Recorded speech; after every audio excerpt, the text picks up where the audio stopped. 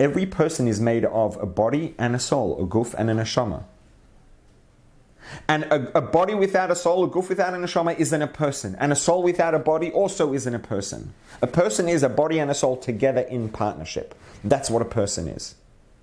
And all the things that exist in the body and are true have an equivalent in the soul. They are partners and they're a match. You know, it actually talks about in Sfarim, in texts, about the fact that one of the ways that a soul might be punished is by being put into a body that doesn't match it.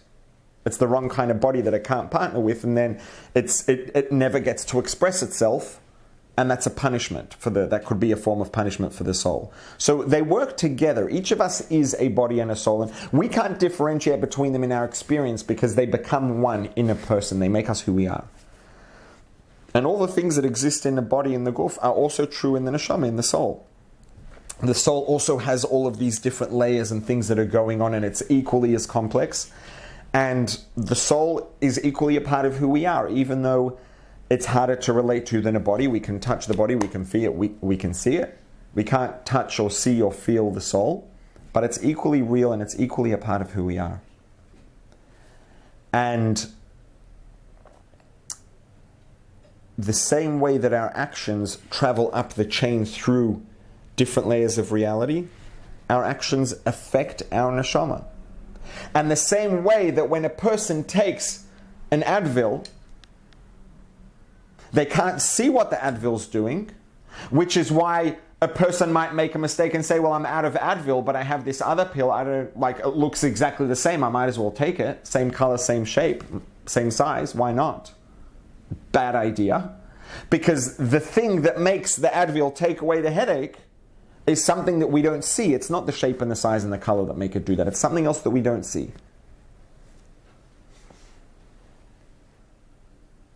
We can't see what it's doing, but it doesn't make a difference whether or not we can see it. It still does the job. It's the same thing when we daven. It's the same thing when we learn. It's the same thing when we do a mitzvah. We don't see the impact that it has, but it is real.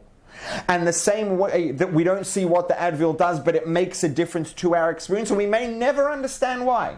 Right? When a patient goes to a doctor and says, I have this problem, I have this pain and this discomfort, and the doctor says, okay, ask questions, okay, I'm pretty sure this is what it is, take this medication. And most people are just going to say, okay, thank you. I don't understand how it's going to help. Does the fact that I don't understand how the medication is going to help me, does that make it help me any less? Doesn't make a difference. I don't need to understand how it works for it to help me. And let's say that I do ask the doctor and say, well, how does it work? What's it going to do? And let's say the doctor says, listen, I'm really sorry. I have like a lot of patients waiting. I'm not able to explain it to you right now as much as I'd love to. Or you know what the doctor might even say? The doctor might even say, you know what, honestly, I don't know. I just know that the research says that this medication helps this problem. That's what I know. If a patient's going to say, well, if you don't tell me how it works, I'm not going to take the medication. It's not a very clever patient. It doesn't hurt the doctor if I don't take the medication. It's not a punishment. I'm not threatening the doctor. Say, if you don't tell me how it works, I'm not taking it. Because if I don't, it doesn't matter whether or not I know how it works. If it's going to help, it's going to help. I don't have to see what it's going to do. It can still change my experience and make my life better, even though I don't understand how, even though I don't see what's going on. And it's the same thing. Everything we do has an impact. The mitzvahs, the averos, the things we do right, the things we do wrong. It has an impact in this layer of reality. It has an impact all the way up the chain. And the things that travel up and travel back down, and it has an impact on our body, and it has an impact on our neshama, on our soul. And even though we don't understand what a soul is, we can understand to a degree, but we'll never relate to it the same way that we relate to our bodies. It's always going to be abstract. It's always going to be distant and difficult to understand and relate to. That's the way it is. That's the way it's supposed to be, for whatever reason. It doesn't change the fact that the soul, that the neshama, is part of what makes us who we are and affects the experience that we have. And if a doctor says, take the Advil, take the penicillin, take the insulin, whatever it is, you don't have to know how. It doesn't make a difference. If it's going to affect our experience and make it better, then it's going to make our experience better, whether or not we understand how or why, whether or not it's happening beneath the surface and we can't see it. So Teshuvah might seem like it's this abstract thing. It's like, oh, says to do Teshuvah, I'm supposed to be sorry, I'm supposed to make things better, I'm supposed to turn things around, I'm supposed to Teshuvah, return to who I really am, as we talked about last week.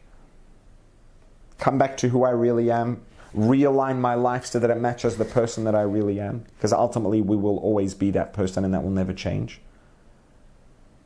Does it really make a difference? It really does. It does make a difference. And imagine that someone comes from a country where there's no medication. Or, someone, let's say that someone, was frozen in the year 1800 and then they were defrosted now in 2020. And they wake up and they have a headache and you tell them, take this little ball and put it in your mouth with some water and swallow it. They'll be like, well, what are you mad? What, some little white ball's going to make me feel better? Like, yeah, actually it is. Might seem crazy to you, right? To us it seems natural already because we're lucky enough to live in the time when we have this technology. But for someone who's coming from a different time, it's like, well, what are you talking about? Like, yeah, doesn't matter. Just take it and it's going to make you feel better. It does make a difference. It will affect your experience. The idea of Teshuvah and even having a soul and what a soul is and what difference, it does make a difference. These things make a difference. And taking the right medication as opposed to the wrong medication, even though they look the same, it makes a very, very big difference. Taking the wrong pill just because it looks the same is a bad idea.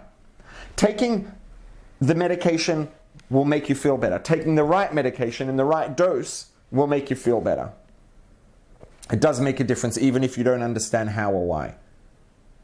Because it's going to interact and have an effect on the things that happen inside that we don't see and that we're not aware of. But the fact that we're not aware of those things beneath the surface doesn't mean that they don't matter. Because those are the things that the systems inside our body ultimately make us who we are and define the experience that we're going to have. And that's true of the neshama, of the soul, as much as it's true of the body.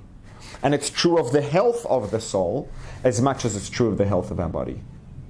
It may not seem like getting our neshama, our soul, into a state of better health is actually going to affect our life. We may not understand how or why that's going to actually make a difference to us tomorrow or the day after Yom Kippur or the day after Rosh Hashanah. But the fact that we don't see how and why doesn't mean it doesn't make a difference. The neshama, the soul, is part of who we are. In the same way that you don't see what a pill does, but it does it and it's a good idea because ultimately the things that we don't see still define the experience that we have. The health of our neshama, the health of our soul, defines the experience that we have, and it makes a difference. That's who we really are. The neshama, the soul, is who we are. And the neshama is ultimately, it's a part of Hashem.